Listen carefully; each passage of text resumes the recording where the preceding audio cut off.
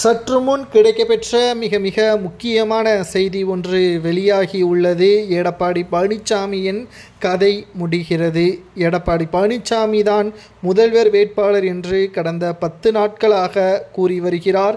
ஆனால் கூட்டணி கட்சியாக இருக்கக்கூடிய பாஜகவின் தலைமையோ எடப்பாடி பழனிசாமி முதல்வர் வேட்பாளர் கிடையாது, அதிமுகவில் இருந்துதான் முதல்வர் வேட்பாளரை தேர்வு செய்வோம், ஆனால் அது எடப்பாடி கிடையாது. கடைசி நேரத்தில் எடப்பாடி பழனிசாமி அவர்கள் பாஜகவிற்கு இடையூறாக இருந்தால் அவரை நாங்கள் மாற்றிவிடுவோம். அதிமுகவில் பல மூத்த நிர்வாகிகள் எங்களுக்கு ஆதரவாக செயல்படுகிறார்கள் என்பதையும் தெள்ளத் தெளிவாக அமித்ஷா அவர்கள் அதிமுகவின் நிர்வாகிகளிடம் தெரிவித்திருக்கிறார். பாஜகவின் நிர்வாகிகளிடமும் இதை பற்றியும் பேசியுள்ளார். எடப்பாடி பழனிசாமி பயத்தின் காரணமாகத்தான் பிரச்சாரத்தின் பொழுது நான் தான்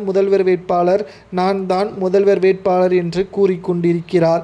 ஆனால் மக்கள் மத்தியில் உண்மையான தலைவன் யார், அதிமுகவில் நடப்பது என்ன என்பது நன்றாகவே தெரிந்துவிட்டது.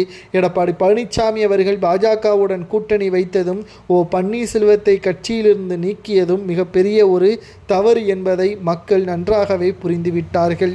பன்னீர்செல்வத்திற்கு நல்ல செய்திதான். ஏனென்றால் அவர் பன்னீர்செல்வம் அவர்கள் அதிமுகவில் இணைவதற்கு நான் தயாராக இருக்கிறேன் என்பது கூட தெரிவித்து விட்டார். ஆனால் எடப்பாடி தான் அதை மறுத்துவிட்டார். ஒருபோதும் அதிமுகவில் இடம் கிடையாது என்றும் தெரிவித்து விட்டார். தற்பொழுது பன்னீர்செல்வம் அவர்கள் புதிய கட்சியான எம்ஜிஆர் அம்மா திராவிட முன்னேற்ற கழகம் என்ற கட்சியே தொடங்கிய நிலையில் அதன் வளர்ச்சிக்காகவும் கூட்டணியான தமிழக வெற்றி கழகத்துடன் பேச்சுவார்த்தையும் நடத்தி வருகிறார். இதில் மிக முக்கியமாக நாம் பார்க்க வேண்டியது, அதிமுகவில் இருக்கக்கூடிய மிகப்பெரிய அளவிலான தொண்டர்களும் நிர்வாகிகளும் பன்னீர்செல்வத்திற்கு ஆதரவுகளை கொடுப்பார்கள். அப்படி கொடுக்கும் பட்சத்தில் தமிழக வெற்றி கழகத்தின் வாக்கு வங்கி அதிகரிக்கும், கூட்டணியும் உறுதியாகும். அதே சமயம் அதிமுகவின் நிலைமையும் தடுமாறும். அப்படி தடுமாறினால் நிச்சயம் அமித்ஷா அவர்கள் எடப்பாடி பழனிசாமி இருக்கின்ற இடத்தில் செங்கோட்டையனோ அல்லது வேலுமணியையோ